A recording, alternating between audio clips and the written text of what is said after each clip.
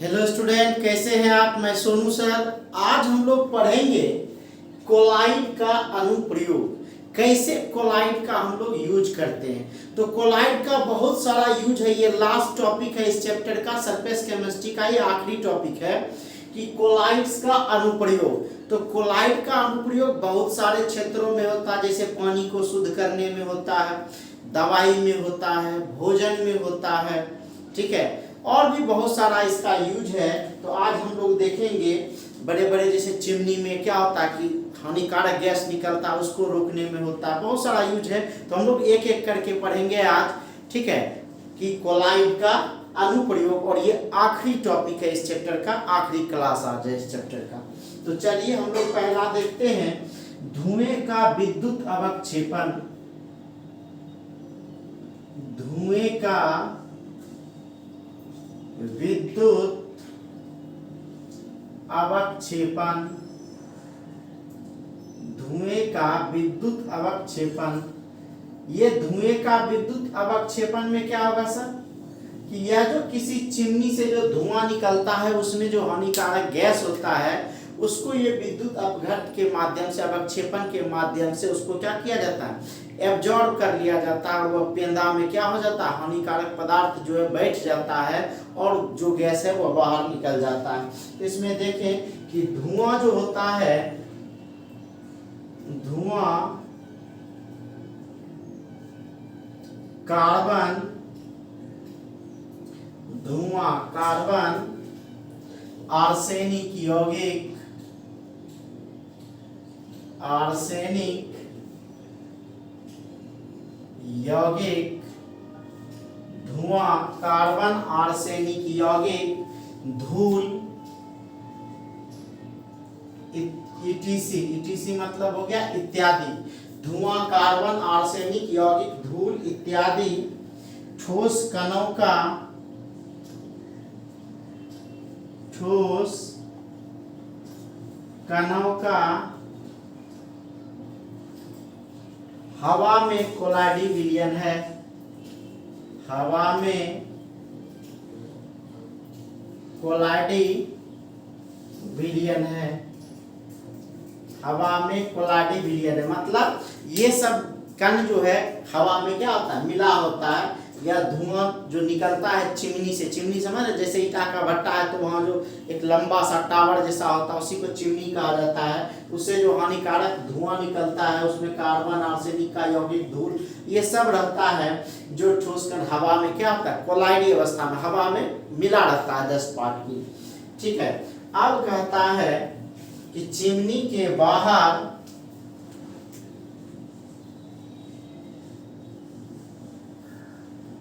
Chimney के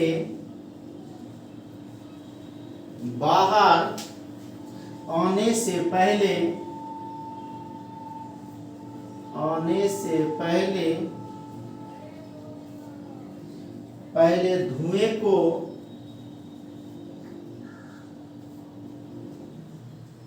विपरीत, धुएं को विपरीत आवेश वाले, विपरीत आवेश वाले इलेक्ट्रोड, विपरीत आवेश वाले इलेक्ट्रोड के कक्ष से, इलेक्ट्रोड के कक्ष से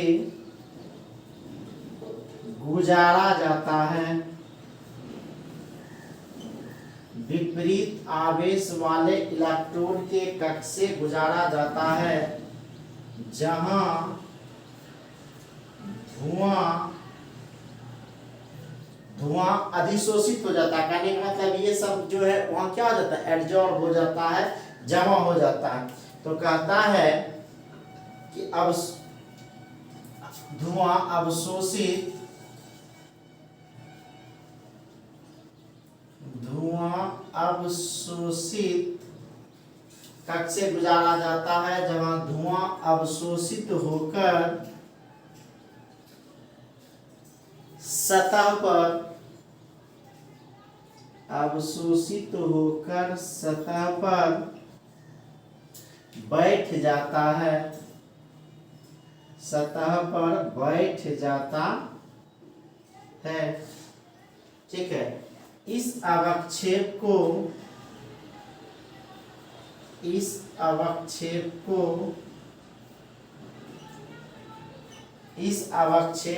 क्वाड्रेल अवक्षेप कहते हैं। इस अवक्षेप को क्वाड्रेल अवक्षेप कहते हैं। आप समझ लीजिए सर, याद रखिएगा, इस अवक्षेप को क्वाड्रेल अवक्षेप कहते हैं कि कोई भी चिमनी से जो धुआं निकलता है उस धुआं में बहुत सारा अशुद्धि रहता है, मतलब हानिकारक केमिकल रहता है, गैस रहता है, जैसे कार्बन, आर्सेनिक, यौगिक, धूल, ये सब कोलाइड विलयन के रूप में रहता है। कहता है चिमनी के बाहर आने से पहले, जब वह चिमनी से बाहर निकाला जाएगा गैस को, तो बाहर आएगा तो वायु को ज़्यादा प्रदूषित करेगा, तो उससे बचाने के लिए उसको चिमनी में के पहले ही विपरीत आवेश वाले इलेक्ट्रोड कक्ष से गुजारा था, वो चैम्बर जैसा बना रहता है। तो जो क्या करेगा, हानिकारक गैस को एब्जॉर्ब कर लेगा, अवशोषित कर लेगा, एब्जॉर्ब कर लेगा, और वह क्या हो जाएगा, उसके पेंदा में जा करके बैठ जाएगा। इस अवक्षेप को, वह जो प्राप्त अवक्षेप है, उसी को क्वाड्रेल अवक्षेप कहते हैं। तो ये धुएं का विद्युत अवक्षेपण, सीधा समझिए कि हानिकारक गैस को बाहर आने से बचाने में इसका उपयोग होता है। दूसरा क्या होता है, पेयजल के शुद्धिकरण में, पेयजल के शुद्धिकरण में, पीने वाला पानी जो होता है उसके शुद्धिकरण में, उसमें भी अशुद्धि रहता है जो क्लोराइड अवस्था में आता है। आप लोग आरओ में डालते हैं तो क्या होता है, पानी फिल्टराइज होकर के अलग हो जाता है, या फिर उसको फिल्टर में डालते हैं तो फिल्टर में भी वह पानी क्या होता है, फिल्टराइज हो जाता है, कि वह जो अब पदार्थ उसके साथ क्लोराइडिक पदार्थ है वो एब्जॉर्ब हो जाता है और शुद्ध पानी प्राप्त होता है। कहता है कि प्राकृतिक स्रोत से प्राप्त जल में, प्राकृतिक स्रोत से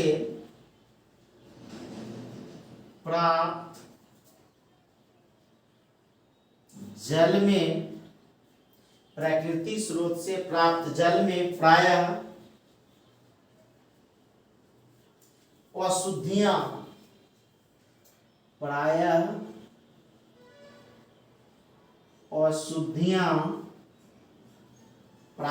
अशुद्धियां निलंबित रहती है, निलंबित रहती है। निलंबन हम लोग पढ़े हैं, सस्पेंशन, निलंबित रहती है, जिसे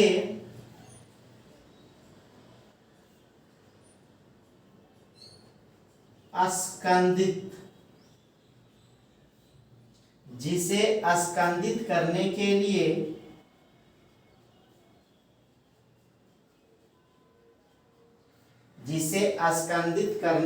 लिए फिटकिरी मिलाई जाती है, फिटकिरी मिलाई जाती है, जिससे जल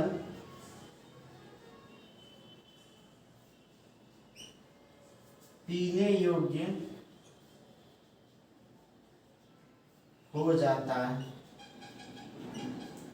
जिससे जल पीने योग्य हो जाता है। आप देखिएगा कि जो पानी, गंदा पानी निकलता है, मतलब अशुद्धि उसमें बहुत ज़्यादा है, तो उसमें फिटकिरी डाल दीजिए, जो दाढ़ी उड़ी में रगड़ता है, वो फिटकिरी डालने के बाद क्या होगा, सारा गंदगी को वो पेंदा में जा करके क्या कर लेता है, जमा कर देता है, और पानी साफ हो जाता है, पीने योग्य हो जाता है। फटाक से स्क्रीनशॉट लीजिए।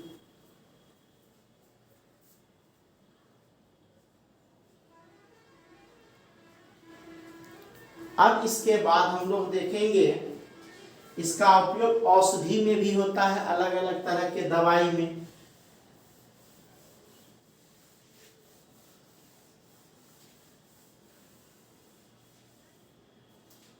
औषधि में, दवाई में। तीसरा, औषधि में, औषधि में औषधि क्या हो गया, दवाई में। कहता है अधिकांश औषधि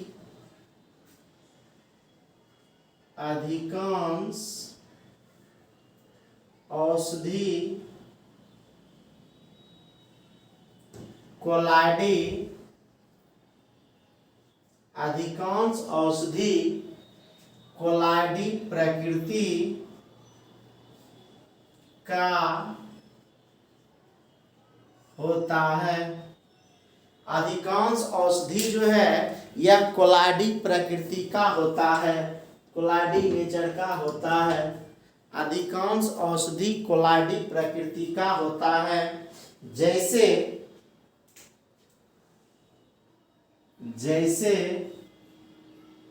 आँख का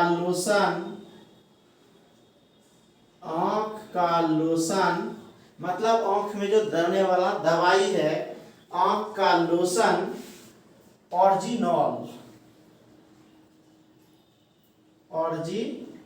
ये दवाई का नाम है। आँख का लोशन ऑरिजिनॉल है, आँख का लोशन ऑरिजिनॉल एक सिल्वर सॉल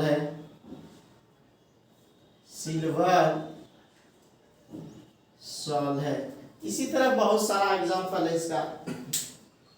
अब हम लोग देखेंगे चर्म शोधन में चौथा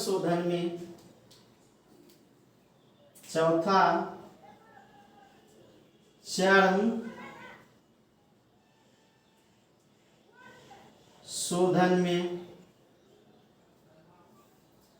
शोधन का मतलब क्या हुआ सर, चमड़ा को शोधित करने, मतलब चमड़ा जब निकाला जाता है तो वो मुलायम होता है, उसको क्या किया जाता है, एक टीनिंग सॉल्यूशन होता है और उस टीनिंग सॉल्यूशन में उस चमड़ा को डाल दिया जाता है। चमड़ा पर जो आवेश होता है, जैसे धन आवेश है तो विपरीत आवेश वाले टीनिंग में उसको क्या किया जाता है, डाल दिया जाता है, और जैसे डाला जाएगा तो वो हार्ड हो जाता है। तो इस टीनिंग द्वारा जो है चमड़ा का टीनिंग किया जाता है, शुद्ध किया जाता है, चमड़ा क्या हो जाएगा, सड़ जाएगा। तो कहता है पशुओं की खाल, चमड़ा खाल कहते हैं, कि पशुओं की खाल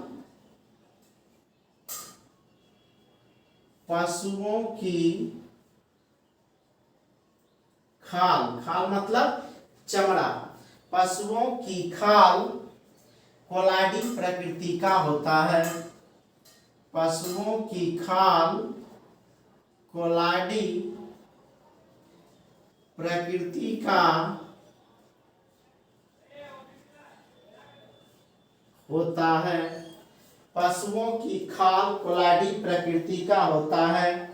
धन आवेशित खाल को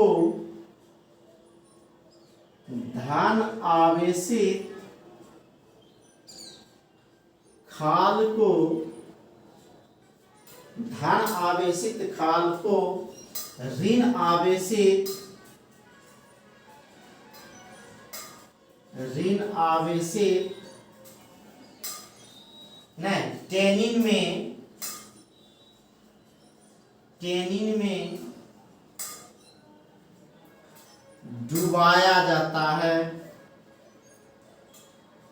टेनिन में डुबाया जाता है। धन आवेशित खाल को ऋण आवेशित टेनिन में डुबाया जाता है, जिससे पारस्परिक स्कंदन होता है। जिससे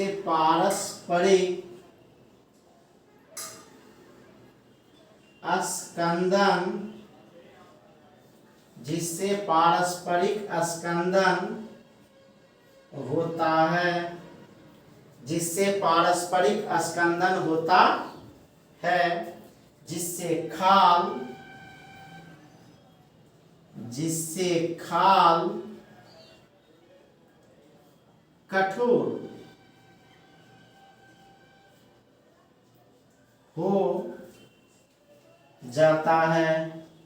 जिससे खाल कठोर हो जाता है। इस प्रक्रिया को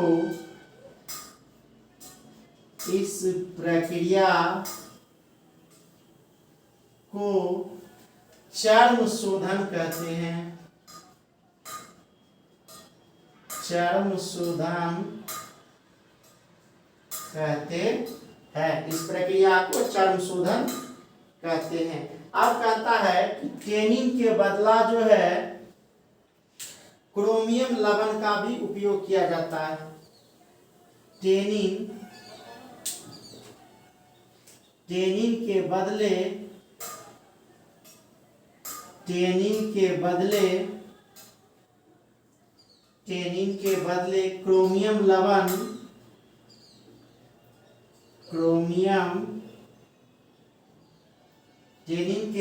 क्रोमियम लवण का भी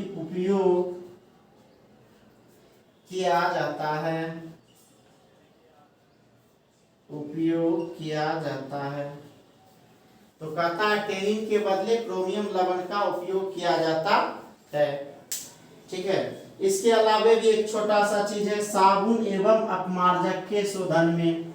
ये पढ़ चुके हैं कि साबुन कैसे कपड़ा साफ करता है। ठीक है। साबुन एवं अपमार्जक मतलब होता है सर्फ। साबुन एवं अपमार्जक के शोधन क्रिया में। ठीक है। तो ये हो गया औषधि में, चर्म शोधन में, साबुन अपमार्जक के शोधन में, और भी है रबर उद्योग में। फटाक से स्क्रीनशॉट लीजिए।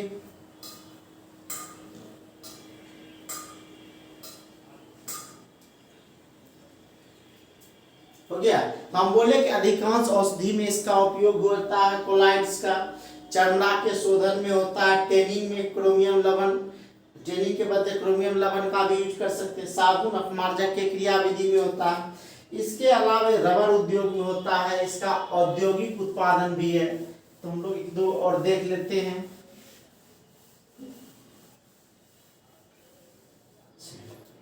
अब हम लोग देखेंगे फोटोग्राफिक प्लेट तथा फिल्म में। फोटोग्राफिक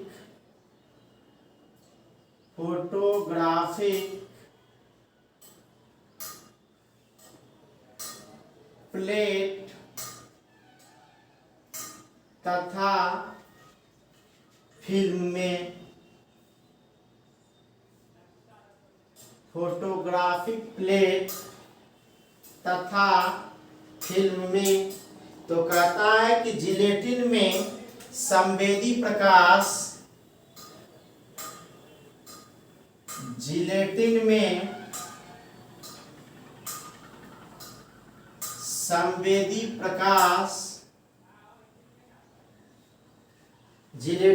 संवेदी प्रकाश सिल्वर ब्रोमाइड पायस।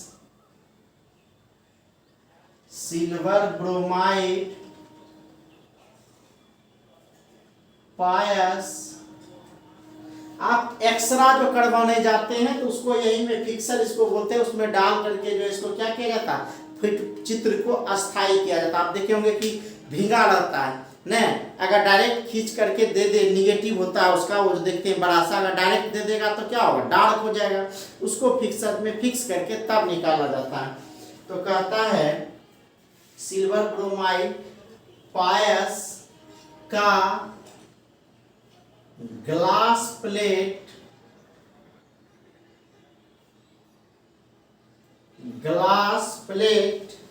या सेल्यूलॉइड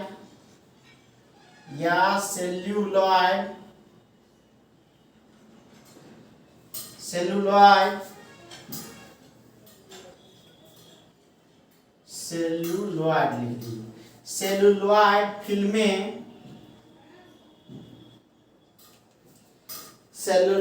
फिल्में पर विलोपन कहते हैं इलिमिनेशन। विलोपन कर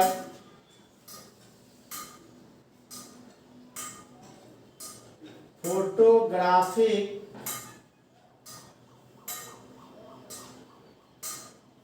प्लेट या फिल्म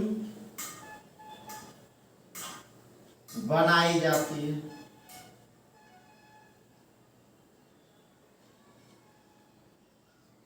फोटोग्राफिक प्लेट या फिल्म बनाई जाती है। इसके अलावा इसका उपयोग होता है रबर उद्योग में।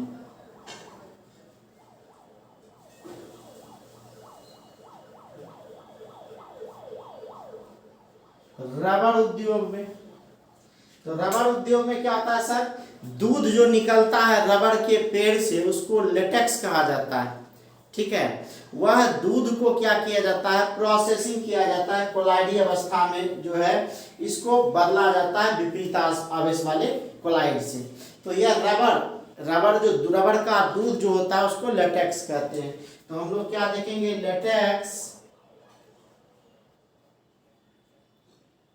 लेटेक्स अंग्रेजी भी इसका लिख देते हैं। लेटेक्स रबर के ऋण आवेशित लेटेक्स रबर के ऋण आवेशित कणों का कोलाइडी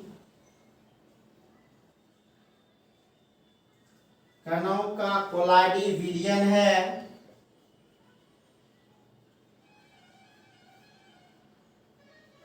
जिसके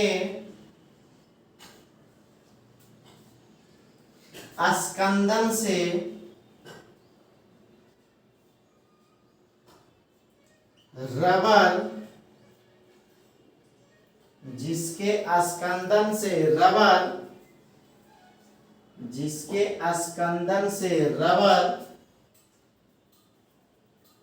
प्राप्त किया जाता है,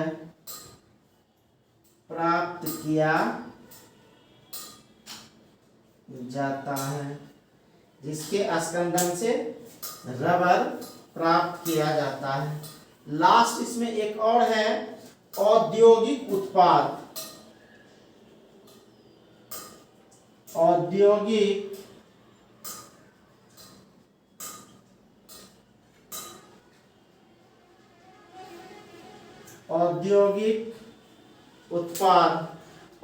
उत्पाद क्या है सर, पेंट, स्याही, रबर, प्लास्टिक,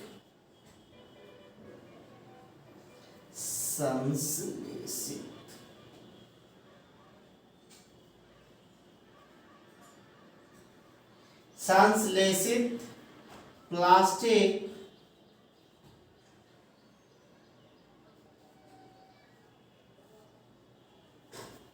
ग्रेफाइट,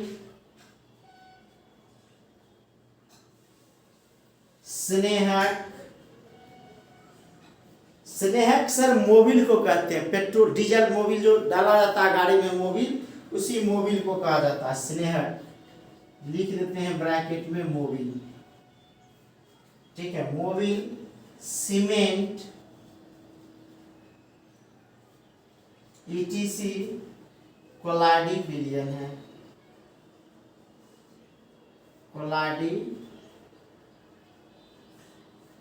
है, सीमेंट में पानी देते हैं जम जाता है सर। ठीक है, तो ये सब क्या है, कोलाइडी विलयन है। तो ये जो हमारा था कोलाइड का अनुप्रयोग समाप्त हो गया। अब हम लोग नेक्स्ट चैप्टर में जो भी देखना है देखेंगे। ठीक है, तो ये हमारा सरफेस केमिस्ट्री आज दी एंड हो गया। चलिए, थैंक यू।